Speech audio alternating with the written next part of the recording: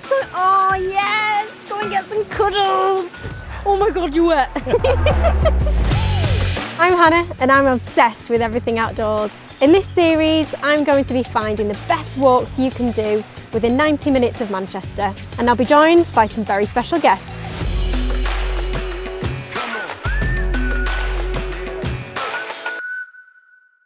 Today we're going hunting for plane crashes. The route starts just north of Glossop at the Snake Pass summit. We're heading up Bleaklow Moor, where you'll find stunning views all the way into Manchester city centre. We'll make our way down into a picturesque valley, following a trickling stream all the way into Old Glossop. And we'll finish up for a spot of cake and coffee at this quaint little cafe right by the river. Joining me is fellow Glossopian Thom Hetherington, who's created a portfolio of world-class northern events such as Northern Restaurant and Bar Exhibition and Manchester Art Fair. He's probably the most knowledgeable person on restaurants in the north of England. So hopefully I'll be getting some tips on where I can get some really good scran. Hey, hello. You must be Hannah. I am. Hi Tom, nice So to meet nice you. to meet you. You well? I'm good, how are you? Yeah, good. You're the only person mad enough to be out here at this time. So we're here, you're a fellow Glossopian? I am a fellow Glossopian. Oh, yeah, fantastic. so we both know this route. Maybe you should lead this walk now. I'm happy to do that. I think I know the way. Oh, perfect. Well, I know we're at the Snake Pass summit, Mm-hmm. so we'll follow the Pennine Way for a little bit and head up to that little peak there. Fantastic. Yeah. All right, should we start? Yeah, let's get going. Let's go. So Tom, you're so deep-rooted in the hospitality scene. Mm-hmm. What kind of hidden gems do you recommend in Manchester? Hidden gems. Yes. Well, hidden gems is tough because I tend to talk about everything on social media. Everyone knows where I've been for lunch, but probably one of the places I don't get back as often as I like, but I adore this place. I actually went every work day for a year and put on about a stone. It's called Café Mahabra. Oh, okay. And it's one of the original little kind of curry cafes, and it's on Back Piccadilly. And they do like the traditional rice and three, where you get the plate with the rice and the three curries on. But the reason to go is the breads. They have a proper tandoor oven. They're the only one of the curry cafes in the Northern Quarter that has a tandoor oven, and they do these amazing kind of pillowy naans that they, they pop them in there, they hook them out with a little metal hook, and brush them all with ghee and everything, and they're just unbelievable. So I would recommend that. That's somewhere where, possibly some of the viewers won't have been, and I say go to Café Mahabra. Perfect. So you also recommend places to go to Jay Rayner, big food critic. Yeah, I've known Jay for a long time. We met on a website. It was basically just a forum where food geeks would go and argue with each other, post reviews and argue about the best restaurants, and Jay was on there, so I struck up a relationship with Jay, and it's always good fun to go out with him, because when we first used to do it, he wasn't the personality that he was now. He didn't used to do as much TV, so we'd go and sit there and we'd have quite a normal meal. But now when you turn up with Jay Rayner, he's quite a big imposing guy as well. You walk through the door and you see people's faces like, oh my God, Jay Rayner's come in. And you can see people nudging the chef and going, right, just cook better tonight. We've got Jay Rayner in, you're going to have to absolutely ace it. It's making me hungry though, talking about food. I know, we'll have to walk faster and get to the cafe. Let's go. So this is Devil's Dyke here, which you've run many times, I'm sure. I have run on occasion, yep. But yeah, this area here was known for UFO sightings. Is that right? There was actually a lady back in the 1980s driving along the Snake Pass, said she saw a couple of fireballs of light in the sky. Really? But yeah, do you believe in UFOs or aliens? You do the big questions on these walks. I thought it was just going to be about food and art and things. Do I believe in UFOs? I did a science degree, so I think about it in quite a scientific way, and as far as we know, we're in an infinite universe. Yep. So there has to be everything. You have to have everything. If you've got an infinite universe, you have to have everything. And that has to include alien life forms, surely. I agree on that one, yeah. So there has to be something. I don't know whether it was those three balls. Not convinced about that, but maybe I reckon there's something out there. Yeah, it could be. So I'm not convinced by Laverne's story.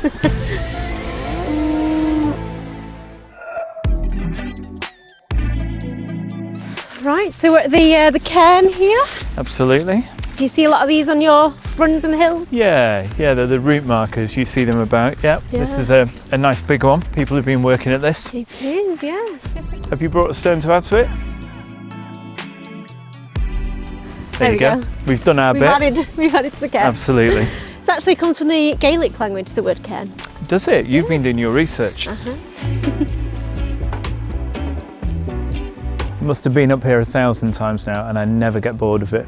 It's stunning. You can't get bored of the views, can you?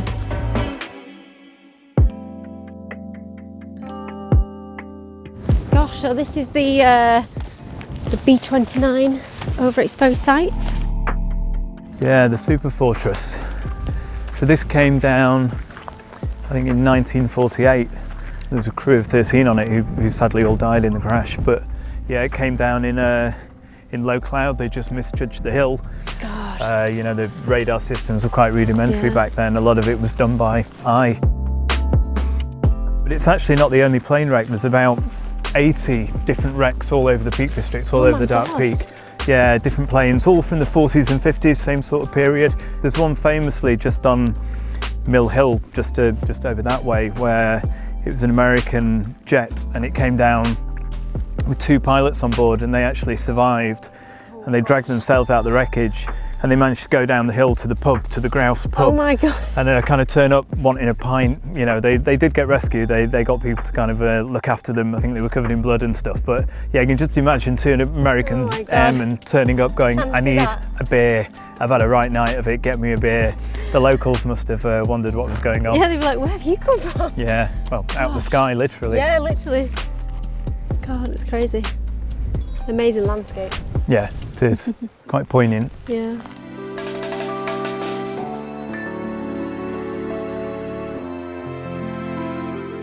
Look at Manchester.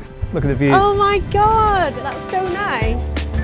Oh, that's wicked. It's got like, I don't know, 60, 80 square miles of complete wilderness in this direction, and then you turn around and Manchester's right there. 15 miles away you can see all the city laid out. It's a lovely little balancing act. That's what I like about being up here. You've got the countryside, you've got the wilderness, and the city's right there. You know, you're at a little tipping point between the two. But I think we need to start heading down before we do get blown away off the top of higher shelf stones. I think we should at least go for lower shelf stones. I'm hoping there'll be a little less wind down there.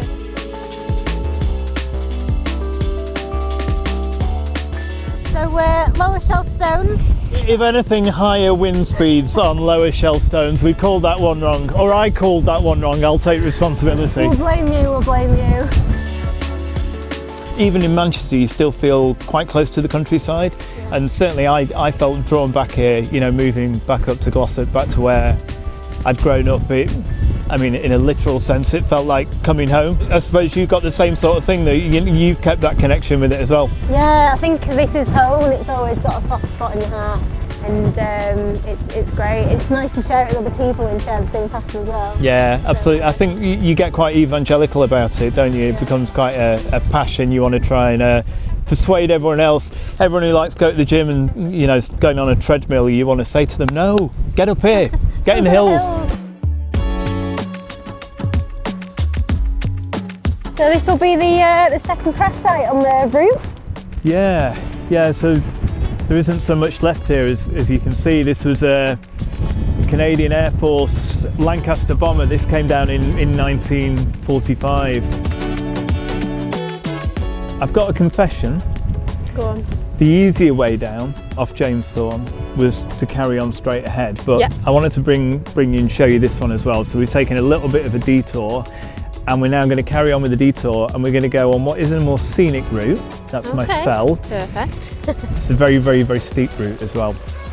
Are we up for that? I'm totally up for it. You sure? Yeah. Strong ankles? I hope so. Oh, look at all the birds. That looks creepy. So beautiful here, isn't it? And peaceful with the water. Yeah, it feels like a different world to being up on the tops. It does, yeah. Yeah, it's a little bit more sheltered once you get into the cloughs here. It's very different from when you're kind of out on the tops, out on the kind of bleaker areas up there. It's lovely, it's beautiful. So the only thing I remember from GCSE geography is that curve is an oxbow lake. Looks like EastEnders to me.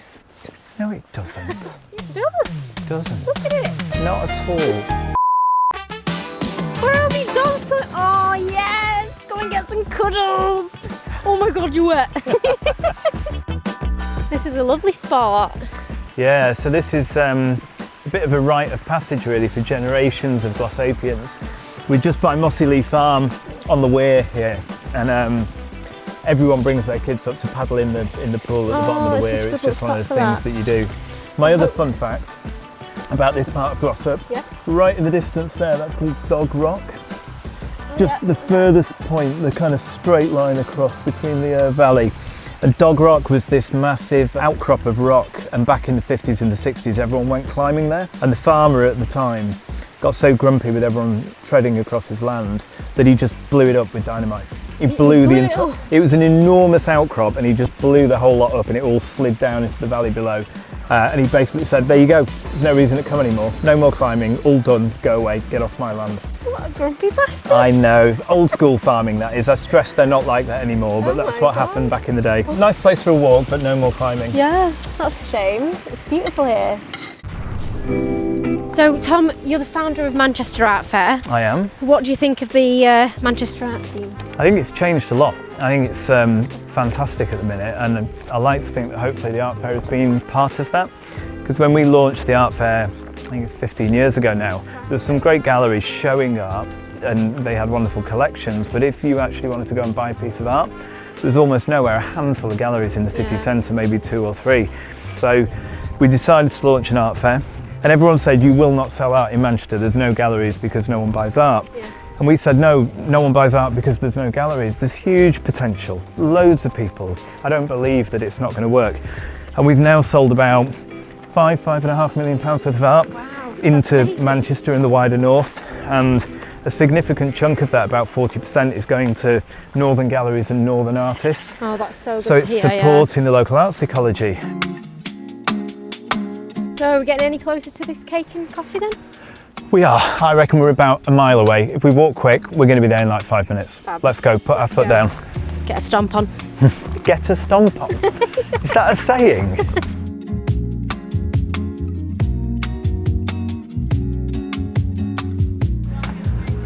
And we've made it. After you. Oh, thank you. Go on. Lead on, Macduff.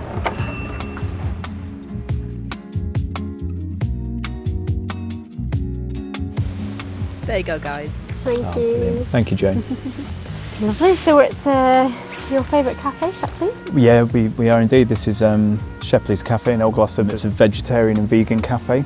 The cakes are fantastic, coffee is fantastic, the tea is fantastic. So we've had glorious weather and sunshine to finish. We have, a little windy at times, but it's been fabulous. It was, we made it. Stunning views of the moorlands and especially the brook as well, Yeah, that was beautiful. lovely. Yeah, And, it's such a glorious part of the world, and it is. I'm always surprised how few people know about it, even people from Manchester. Yeah, You know, exactly. They might know about Kinder, and they might go to the Lake District or North Wales, but I suppose one of the things I love most about having Bleaklow on my doorstep is the peace and quiet. If you're not on the Pennine Way, as we saw today, once you move away from there, it's so quiet and so peaceful. Cake time.